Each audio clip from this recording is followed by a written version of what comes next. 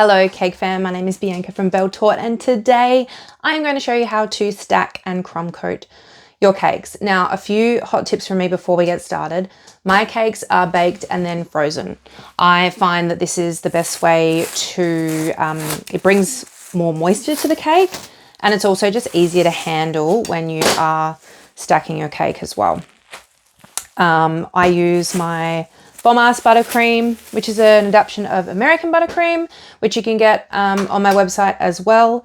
And I find that it sets a whole lot better for stability in comparison to something like Swiss meringue buttercream. Personal preference, entirely up to you. I do admire those people that use Swiss meringue buttercream day in, day out. I don't have time for that, so I use my American buttercream.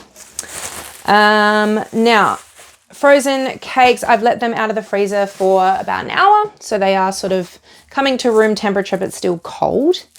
I find this helps with stability when you're stacking the cake, so let's get started. I've got a Loyal palette knife, angular palette knife, and just going straight in with my Bomb-Ass Buttercream that I've got mixed up. So a small dollop on there and just sort of spread it around, keep it quite rough so that we can get a good sort of connection with the cake board, making sure that that is nice and center. Now, if you're confident with stacking, like I am and should be, you can go ahead and put a little bit of buttercream around, and you can see that I'm just using the turntable to get a smooth and even layer on the cake. It's not, people tend to sort of use their spatula and end up with like sort of half angular heading down into the edge of the cake. And I'll stack this now, but in order to avoid that, if you do find yourself ending up that way, just a piping bag. No tip. I got scissors. Yes, I do. So just cut the edge off and basically using the piping bag to create an even layer of buttercream in a spiral around your cake. And this is going to help with the leveling of your cake. So you can see that's pretty level. I could probably do a little bit more around the outside, which defeats the whole purpose of this exercise. And that is completely level. So I don't have to worry about, sort of comes with experience, but each to their own.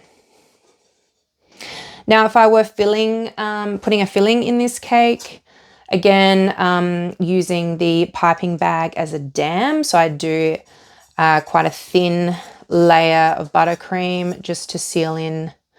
You can see that that's quite thin there. And then using the piping bag, just doing a dam around the outside so that the filling doesn't leak outside of the cake when you're stacking. The other method to do this is a thick layer on top without a piping bag, and then you can just sort of divot in a well inside the middle of the cake, put your filling in, and then you've sort of got all this buttercream around to dam in the filling. We do not have a filling today, so I'm just going to continue on. Now, I don't mind, especially when I'm going quite tall, I've still got another layer to put on, is to actually go around with your scraper and just make sure that the layers are in sync with each other, right? So if you've got a layer that's out by a little bit and the buttercream starts to sort of set, you can move it around still. Okay.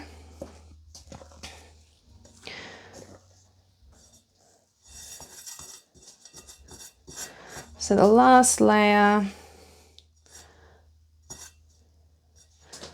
on top. I do tend to use the bottom of the cake for the top and the bottom. Each to their own again. All right, so it's pretty straight to me without using a level. Now, just a little bit of buttercream up the sides here. Again, a lot of different methods for doing this. You can also use your piping bag to go around again as a spiral and get a real even layer to your buttercream if you so wish. I tend to just use my spatula. I'm going around a light, shallow layer of buttercream as a crumb coat.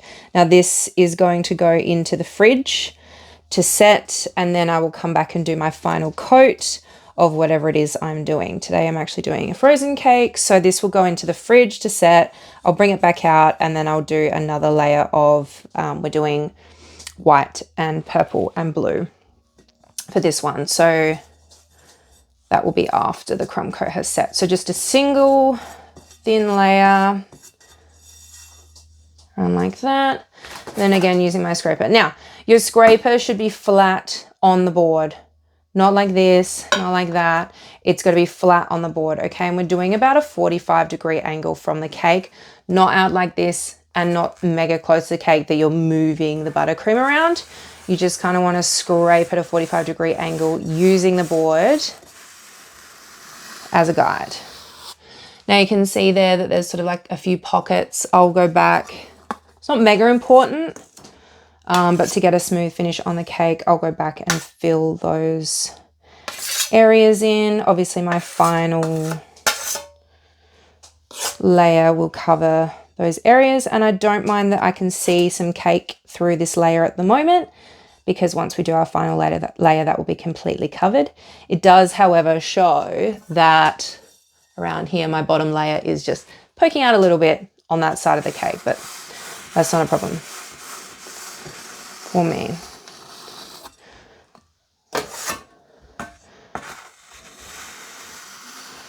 All right, and then all looks good. So one final layer, I'm having my hand at the front of the turntable here so I can get a full 360 rotation so I don't get any lines from my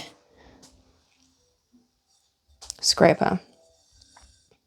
Especially important when you're doing your final layer. Now I'm just going to use the scraper just to flick the edges into the cake that have popped up here so that we can get a nice clean edge on the top to put our final layer on when it comes to it.